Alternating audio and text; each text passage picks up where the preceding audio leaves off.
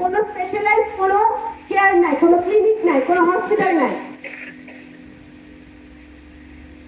এগুলা আগে কেউ আমাদের আগে যারা এখানে বিনা ভোটে এমপি হয়েছে তারা এসব কথা ভাবে না।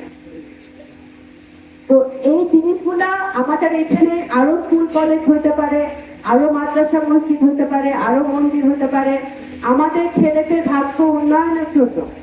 এটা আমাদের এই যে আপনারা আসছেন এখানে, আমি নিজেও জানি না যে আমার কি আছে, সত্যি কথা, মানে আমার জমি সমাজ কি আছে আমি এটা নিজেও অবগত না। হ্যাঁ, কিন্তু আমি চাই যে আমার আমার যদি সুযোগ আসে আমি এখানে একটা আমার ডেয়ারি ফার্মে হোক বা আমার জমি কিনা হোক বা আমার এর পুকুর ভরাট করে হোক, আমি একটা কারখানা করতে চাই, যে কারখানায় আমার নগরকান্দার ছেলে মেয়েরা চাকরি করতে পারবে, তাদের পরিবারের সাথে থাকি তার চাকরি ফরিদপুর করতে চাইতে হবে বা মুক্তিপুর যেতে হবে না। অনেকে মুক্তিপুরে গিয়ে ব্যবসা করে আমাদের, তাই না? এটি বুঝি আমার এটা স্বপ্ন, বিশ্বাস করেন আমার এটা স্বপ্ন যে আমার যদি এই পুকুরটা ভরাট করতে হয় বা আমার যদি কোনো কিছুই না থাকে, আমার ডেয়ারি ফার্মের জায়গাটাও আমি কারখানা করে আমার লোকজনের একটা আমি ব্যবস্থা করতে চাই। এগুলো তো আমি খালি হাতে পারবো না, খালি হাতে ক্ষমতা কম, কারণ যদি মানুষ সরকারে থাকে অনেক থাকে প্রশাসনিক অনেক ঝামেলা করতে পারে সরকার যদি সাহায্য না করে। তো সরকারে যদি আমরা যেতে পারি, আমার যদি সেই আল্লাহ তৌফিকটা দেয়, তাহলে আমরা এই কাজগুলো কিন্তু করতে পারি।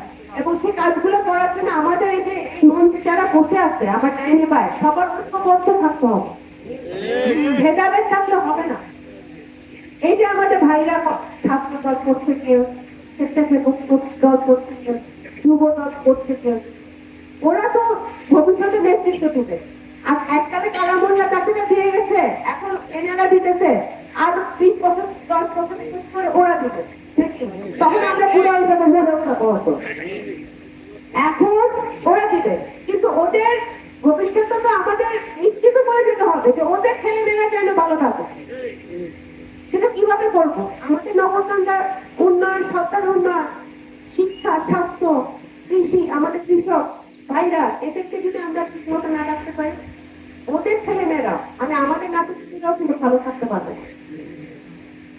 সুতরাং আমি অনেক কথা বললাম, মন থেকে বললাম, এটা আমি কোনো পলিটিক্যাল বক্তব্য আজকে নেই, আমি একেবারেই সাধারণ ভাবে আপনাদেরকে বোঝানোর চেষ্টা করতেছি যে আমরা দেশের উন্নয়ন নিয়ে কথা বলি। আমরা 31 দফা নিয়ে, আপনারা দেখছেন 31 দফা নিয়ে আপনারা আবার আমরা